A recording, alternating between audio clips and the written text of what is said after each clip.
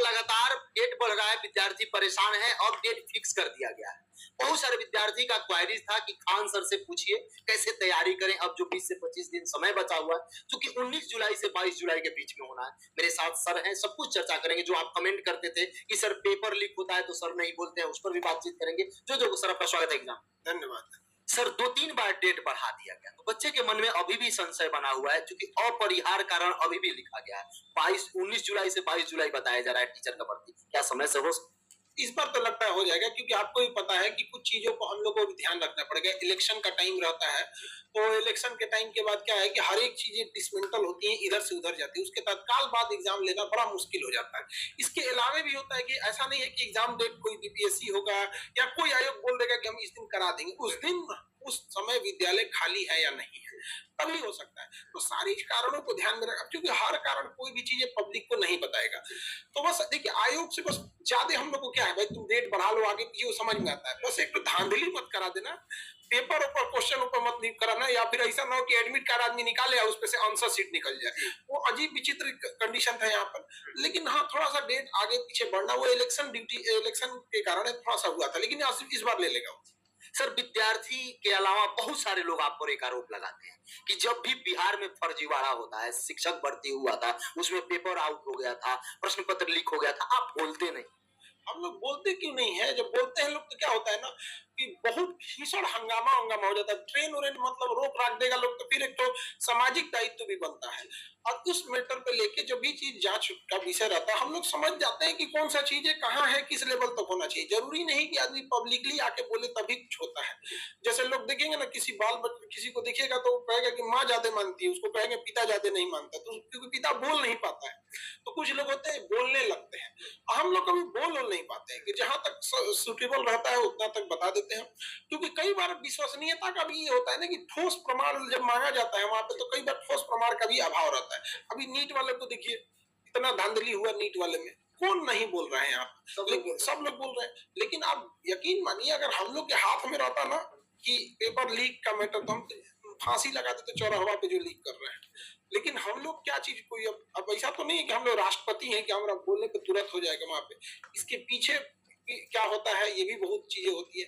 जैसे रेलवे वाला मैटर बहुत बड़ा था, उसको हम लोग सॉल्व कराए, यहाँ पर बहुत सब कुछ हुआ यहाँ पर। तो अपने हाथ में कौन व्यक्ति दुनिया का चाहेगा, खास करके एक शिक्षक क्यों चाहेगा कि पेपर लीक हो जाए? लीक हो जाएगा, हम लोग को पढ़ाने में मन नहीं लगता है, क्योंकि देखते हैं बच्चों को पढ़ने में नहीं मन लगता। तो हम लोग तो सबसे ज्यादा चिंतित वर्ग में हम ही लोग हैं यहाँ पे।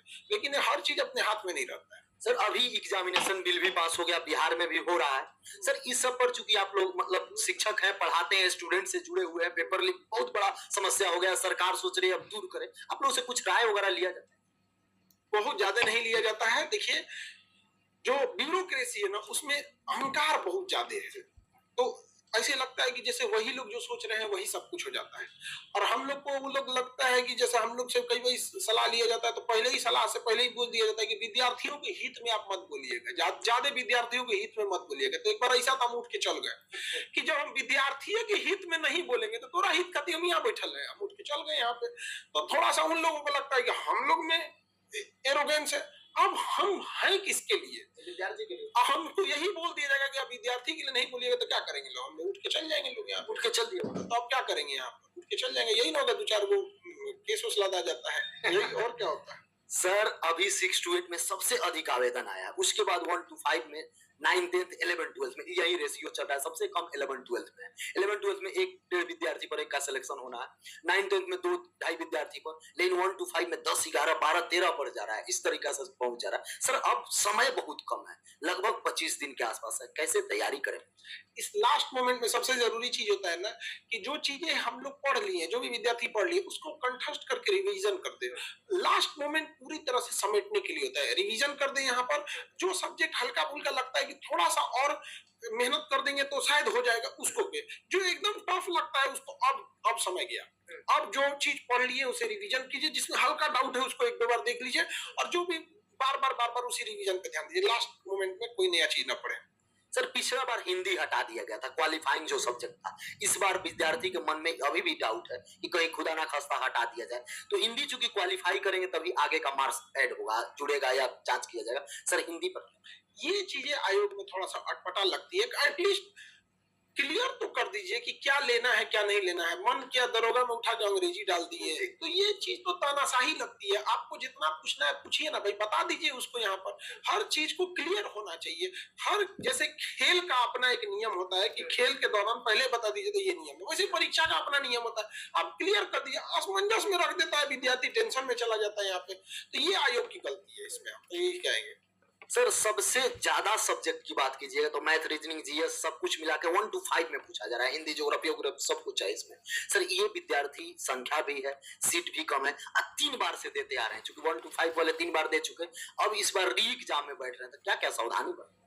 सावधानी यही है, जल्दबाजी में न बचे, क्योंकि पिछली बार के एग्जाम में हम बहुत सारे अच्छे बच्चों से मिले थे जो पास हो गए थे, उनका तो कोई पूछना ही नहीं है, सिलेक्शन हो गया, चले गए। यहाँ पर आज ही एक हमारे यहाँ बक्सर से विद्यार्थी आए हुए थे, तो सिलेक्शन के बाद इतना दिन बाद आए, तो उनके पिताजी से बात कर रहे थे, तो उनके पिताजी कह रहे हैं कि मतलब इतना कम फीस में पढ़ ले तो इतना देर से जी पाओ। और बहुत मतलब मेहनत घर के लड़के थे वहां पे। अब उनके पिताजी मिस्त्री होते हैं ना, घर बनाते हैं आप। इस समय तो कितना धूप में काम करना है, राजमिस्त्री, तो बड़ा मेहनत से बच्चों को पढ़ाए। तो वही बच्चा आज भी कह रहा था कि सर आपका जब पहला बैच आया था तो 11 रुपया में लिए थे हम लोग। तो उन सारे बच्चों ने एक कॉमन गलती किया था कि जल्दबाजी में आके 5-7 क्वेश्चन गलती कर दिए थे। ऑप्शन नहीं पढ़ना। कई बार सवाल जो होता है वो ऑप्शन के हिसाब से बदल जाता है। जैसे भारत का सबसे अमीर आदमी कौन है, तो डिपेंड करेगा ऑप्शन कौन है उसमें। अब जो ऑप्शन जो है उसके हिसाब। लेकिन क्या होता है ना, कई बार प्रेजुडिस होते हैं, इतना जल्दबाजी होता है, तो एक ये गलती नहीं करेंगे और लास्ट मोमेंट में हड़बड़ धड़बड़ पढ़ने की कोशिश नहीं करेंगे, क्योंकि पूरा याद भी नहीं होगा। और यही चीज जाके एग्जाम में गलती होता है, ये सही होगा कि ये सही होगा। अरे कुछ क्वेश्चन तो छोड़ना है ना, 100 में 100% क्यों नहीं, तो नहीं बना पाएगा। तो हम आखिर आपको 30% सवाल छोड़ देना, तो क्यों ना हम डिसाइड करें कि हम कौन सा 30% छोड़ेंगे। क्यों नेगेटिव है? हाँ, परिस्थिति तो देखिए, निगेटिव ना होने का मतलब ये नहीं कि बहुत ज्यादा पास हो जाएंगे, क्योंकि होता क्या है ना, 10 गो अगर तुक्का मारे ना, 10 गो तुक्का मारे ना, तो दिमाग में चढ़ जाता है, मारते जाओ। कोई जरूरी नहीं कि उसमें सही हो जाएगा, वो तो सबका सही होगा। जब कंपटीशन है ना, ये कोई बोर्ड एग्जाम थोड़ी है कि सब पास हो जाएंगे, कंपटीशन है। अरे आपके लिए निगेटिव नहीं है तो क्या दूसरे के लिए भी तो निगेटिव नहीं है? आप 10 को क्वेश्चन एक्स्ट्रा मारेंगे, वो भी मार देगा 10 एक्स्ट्रा। ये कोई बहुत बड़ा चीज नहीं होता। निगेटिव ना होने की वजह से कट ऑफ हाई हो जाता है। सर प्रतिदिन फर्जी शिक्षक बाहर निकल रहे। आप आए दिन पेपर खोलिए, 10 कोई आय जाति निवास बदला लिया, कोई विकलांग का सीट ले लिया, कोई किसी का सीट खा ले रहा है। सर वह सीट जो खाली हो रहा है उस वैकेंसी से भरा नहीं जा रहा है, वो फिर आगे बैकलॉग में चला जा रहा है। उसके बाद हाई कोर्ट भी इससे जवाब मांगा है कि जो सीट आप खाली कर रहे हैं उसको क्या कर रहे हैं, क्या आपका यही रवैया है कि बार बार जोड़ते जाइएगा? अभी तक सर जवाब नहीं है। क्या उसी विद्यार्थी से भर देना चाहिए? बिल्कुल भर देना चाहिए। अभी आयोग वाला हाई कोर्ट का बात में सुन रहे हैं, तो आपको लग रहा है कि हम लोग के बात ज्यादा सुनेगा सब। हकीकत यही है। अब ये हर एग्जाम में कोई जरूरी नहीं कि इसमें, अभी देखिए रेलवे वालों को भी अगर ध्यान से दिखेगा तो जितना बवाल हुआ बच्चों का, सीट नहीं पड़ा, अब बीच में क्या हो गया, पड़ गया, तो कितना इम्पैक्ट पड़ा यहाँ पे। तो धोखा है, आवेदन नहीं किया। हाँ वो तो धोखा है। बेचारों को 5,000 में कौन आवेदन करने जाएगा? यहाँ नहीं किया। अब 18,000 है तो बहुत सारा आवेदन किया रहता है यहाँ पे। तो जरूरी क्या है ना कि हम लोग कितने में अच्छा छांट पाते हैं, ये डिपेंड करता है। देखिए, रातों रात फॉर्म निकाल के 1 घंटा के लिए भी एप्लीकेशन खोला जाएगा ना, तो उस समय भी कोई विद्यार्थी भरेंगे और सीट भर जाएगा। आयोग ये देखती है कि हमारे पास जितनी वैकेंसी हम उसे भर दे रहे हैं, लेकिन देखना ये चाहिए कि प्रतियोगिता खुली लेवल पे हो, ताकि भरे सीट तो बेहतर लोगों से भरे।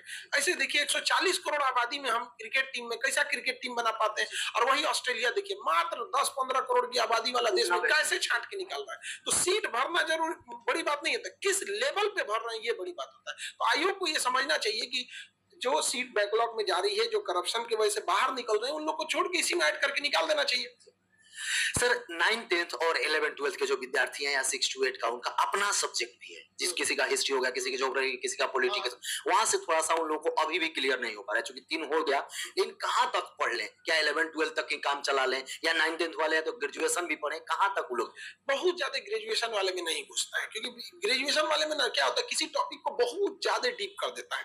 तो वही बस 12th तक ही लेवल स्टैंडर्ड ठीक है, और ग्रेजुएशन लेवल पे ऊपर जाएंगे ना हाई लेवल में, तो ऐसे क्वेश्चन आते हैं, बट वो बहुत ज्यादा मतलब ना नहीं होते हैं, उनकी संख्या ज्यादा नहीं होती है, लेकिन अगर उसको कवर करने की कोशिश करेंगे ना, बहुत मेहनत लगेगा और अब ये टाइम बचा नहीं है उस चीज। कॉमन पेपर सर आप ही का है टोटल, कॉमन पेपर जितना पढ़ाते हैं आप, टोटल सब्जेक्ट आप ही का है।